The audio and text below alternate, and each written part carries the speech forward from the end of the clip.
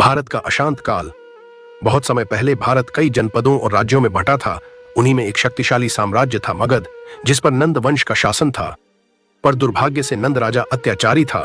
उसके कर व्यवस्थ दमन और अहंकार से जनमानस भयभीत था। उधर उत्तर पश्चिम से सिकंदर के आक्रमण ने भारत की सीमाओं को हिला दिया था। इसी कठिन समय में तक्षशिला विश्वविद्यालय में एक असाधारण बुद्धिमान, तेजस्वी, कठोर और न्यायप्रिय ब्राह्मण रहता था, कौटिल्य चाणक्य। उनकी आंखों में भारत को एकजुट कर महान बनाने का सपना था।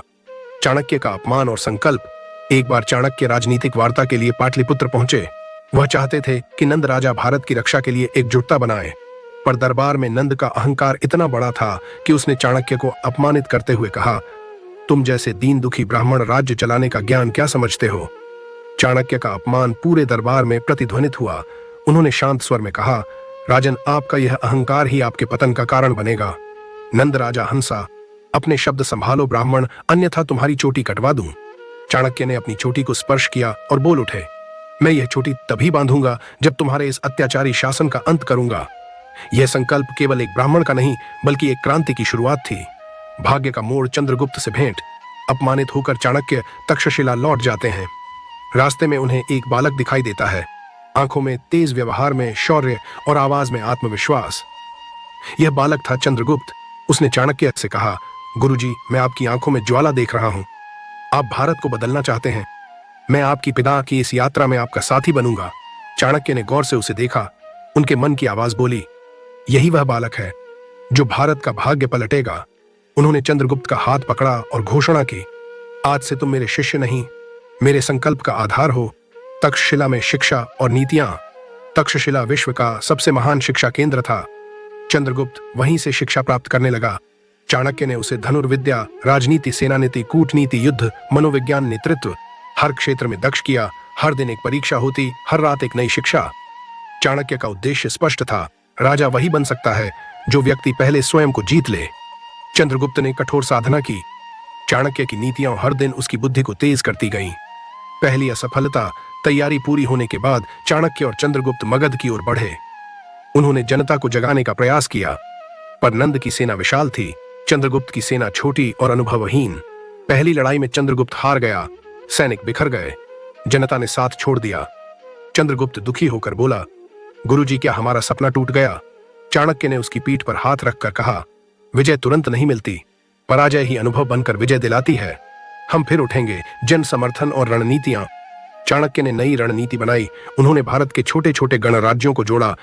युद्ध कौशल, गुप्तचर व्यवस्था और कूटनीति से चंद्रगुप्त की सेना बढ़ती गई। चाणक्य ने कहा, युद्ध केवल तलवार से नहीं जीता जाता, बुद्धि भी तलवार जितनी ही तेज होती है। उन्होंने नंद साम्राज्य की कमजोरियों का अध्ययन किया। भारी कर, प्रजा पर अत्याचार, भ्रष्ट मंत्री और गरीबों की दुर्दशा। चाणक्य ने जनता के मन में आशा जगाई, मगध को एक न्यायप्रिय राजा चाहिए। जनता चंद्रगुप्त का नाम सुनने लगी। निर्णायक युद्ध। जब नंद की सेना कमजोर पड़ने लगी, चंद्रगुप्त ने पाटलिपुत्र की ओर अंतिम अभियान शुरू किया। युद्ध 3 दिन और 3 रात चला। पहली रात नंद की सेना ने बड़ी संख्या से हमला किया, पर चाणक्य की रणनीति ने उन्हें रोक दिया। दूसरी रात चंद्रगुप्त ने घुड़सवार सेना से अचानक आक्रमण किया। नंद की सेना पीछे हट गई। तीसरी रात स्वयं नंद राजा मैदान में उतरा। युद्ध भयंकर था। आखिरकार चंद्रगुप्त की तलवार नंद के पास पहुंची। नंद का पतन हो गया। चाणक्य दूर खड़े अपनी खुली चोटी को देखते हुए बोले, आज यह चोटी बंध जाएगी। अन्याय का अंत हो चुका है। कि चंद्रगुप्त का राज्याभिषेक। पाटलिपुत्र के लोग अपने नए राजा की प्रतीक्षा कर रहे थे। जब चंद्रगुप्त सिंहासन पर बैठे, चाणक्य ने मंत्र पढ़े और उन्हें तिलक लगाकर कहा, आज से तुम चंद्रगुप्त मौर्य नहीं, सम्राट चंद्रगुप्त मौर्य हो। यह साम्राज्य तुम्हारे शौर्य और मेरी नीति का परिणाम है। जनता जय जयकार करने लगी।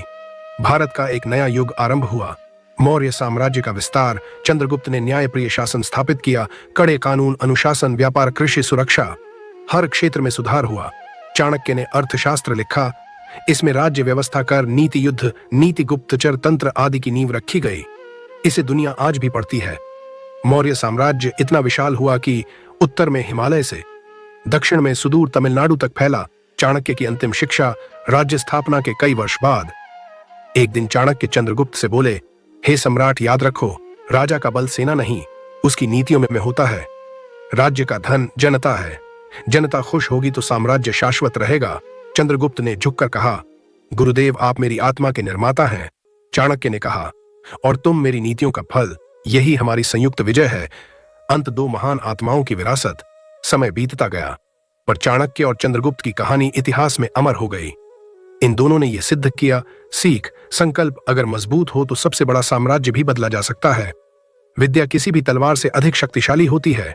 सही गुरु और योग्य शिष्य मिल जाएं तो इतिहास बदल जाता है। असफलता अंत नहीं, बड़ी सफलता की शुरुआत होती है।